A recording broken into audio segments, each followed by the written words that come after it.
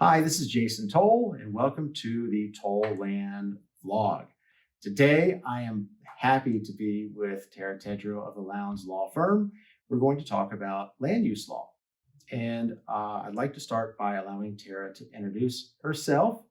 And welcome, Tara. Tell me about yourself.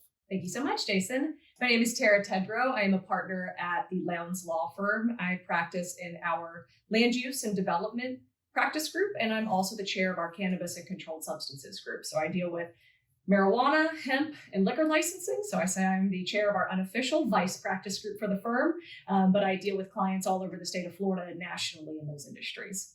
Okay, great. Thanks for being here again. So I'd like to start off by talking about comp plan amendments. I'd like for you to tell us what is a comp plan, or some people call it future land use. Mm-hmm. And I understand that there's a small scale comp plan amendment and a large scale comp plan amendment. Tell us, please. Sure. So comprehensive plans are a local government's blueprint for development. It is basically their visioning for how we should develop in terms of housing and transportation, land use, and infrastructure. So every local government has an adopted comprehensive plan, and some of those elements include something like a future land use element, which could be a category like rural or industrial or residential or commercial. That overarching plan is something that then gets codified down into very specific development standards under a local government's zoning ordinances or land development code. And that's where you get very specific development standards for each of those future land uses, their corresponding zoning categories. What specifically can you do on any piece of property within those jurisdictional limitations?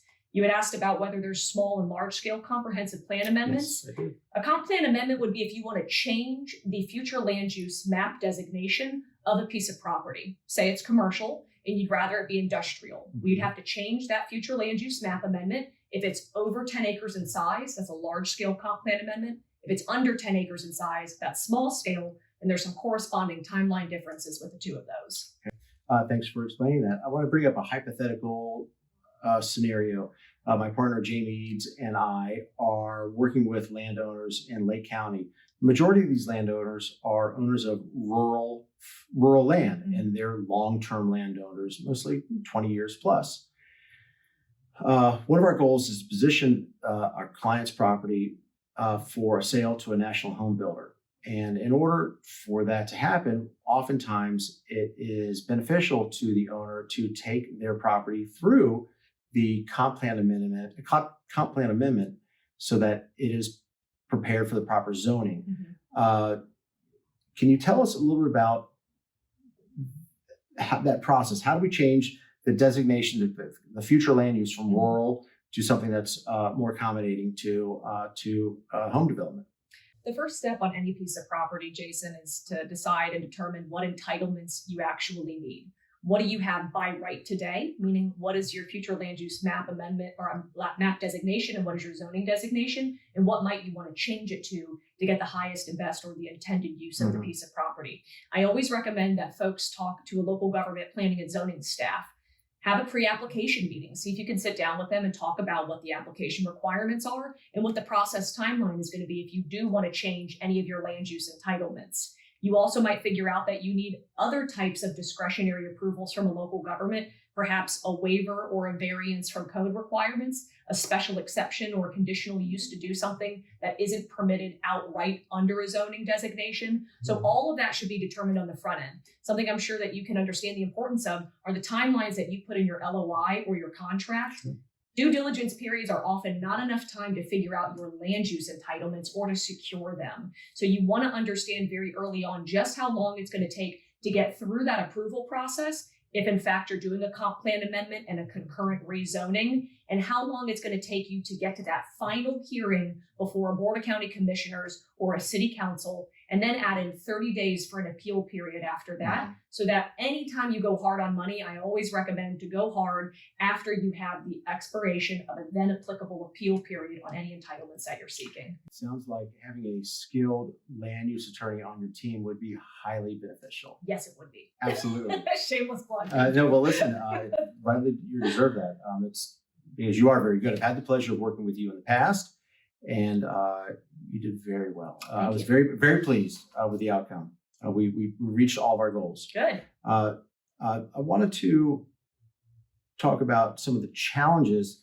that comes into having an amendment approved, a land use amendment approved, a comp plan amendment approved, and the types of planning that goes into that process. But finally, tell me, what is it you do in that situation? How do you help the client move through that process? So let's take an overview of it all. Yeah, it's difficult to say what your hurdles are going to be. You can't anticipate everything that might come up. But when you look at a piece of property, oftentimes people will say, what do you mean I can't do townhomes next to single family residential? It's all residential. But what you have to look at is compatibility and consistency. That's the type of analysis a local government is going to do when they try to consider any discretionary land use approvals. So look at what's already around you. Are you consistent with that pattern of development? Are you compatible with the style of development around you?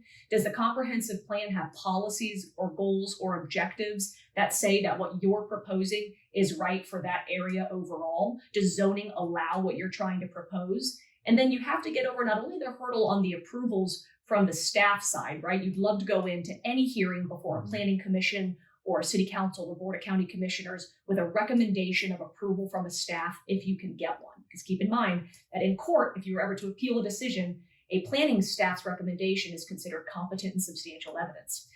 So you want to look at not only what you can find out from a staff level, whether they're going to recommend approval, but then the other big hurdle and what most developers face now as a constraint to getting entitlements that they want is the public.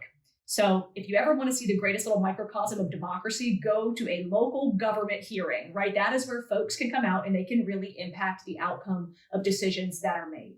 Rather than on a federal or a state level, you can have a direct impact on a Tuesday night sometimes as to the type of growth that's going to happen in your community. So when a lot of citizen opposition happens, that can be really difficult to overcome. Keep in mind, elected officials are exactly that. They are elected and they have to answer to their constituents. So if they feel that there is an outpouring of opposition against a project, that can oftentimes dictate the outcome of whether you're going to get approved or denied. And I think in many cases, the only time you may stand a chance of overcoming that opposition is if you have the highly skilled attorney that happens to be nationally ranked in debate.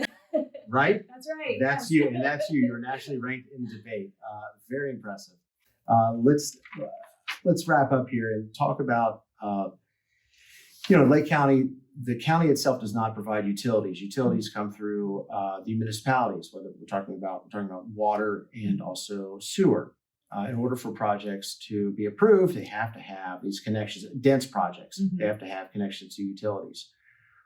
When the property is not in the municipal boundaries of the city or not close to it, how do you overcome those hurdles, or can you overcome those hurdles? Those are very specific determinations, something you would want to look at early on in the due diligence period on a piece of property, especially for folks who have really intense utility needs. If you have a big industrial user coming in, for example, that's going to be different from a utility perspective than if I was bringing in one single tenant office user. So during due diligence, you always want to find out if the infrastructure is already in place, because the cost of extending those lines can oftentimes be cost prohibitive for a project to move forward. So you want to see what utilities are currently in place. And then if you have to connect to those utilities that you don't already have, does that require you in some instances to annex into a different jurisdiction? So for example, do I need to annex out of Lake County into one of the incorporated municipalities that is a service provider for those utilities? Because if you do, then that's an additional layer of approvals that you have to go through of bringing that piece of property into the jurisdictional boundaries of that incorporated municipality. And you have to meet certain statutory criteria as well as local government criteria.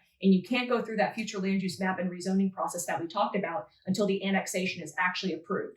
Even if you run them concurrently, the annexation always has to come first on that approval list. And I think having the guidance of a experienced broker can help you before you go to contract to understand the time frames, the critical dates, the time that's needed to have those approvals. If you're looking at annexation, as you mentioned, it's a whole other layer of approvals. And that's what I appreciated working with you, is that you came in knowing so much about the property, more than the lawyers are going to know when they walk into a deal, right? So doing that investigation on the front end can save your clients a lot of time and money that they don't have to spare, in those instances, because you already know exactly what they can expect. And then you bring somebody in on the team to help you get the entitlements that you need for them to be able to close on the property. I appreciate you saying that. In my opinion, it's an orchestrated effort, and everyone plays a role, and it's essential to have a well orchestrated team. Yeah, And it seems that we have success every time that happens. absolutely. Absolutely. All right. So I wanted to thank you for spending your time with Of me. course. And we will certainly have your contact information splashed on the screen in front of us now. And if there's, if you have any questions regarding land use, Tara is an expert, and I'm sure that she'd be happy to work with you or help you however she can. Absolutely. With that said, we're going to sign off for now, and we'll see you next time. Thanks so much. Thanks for watching.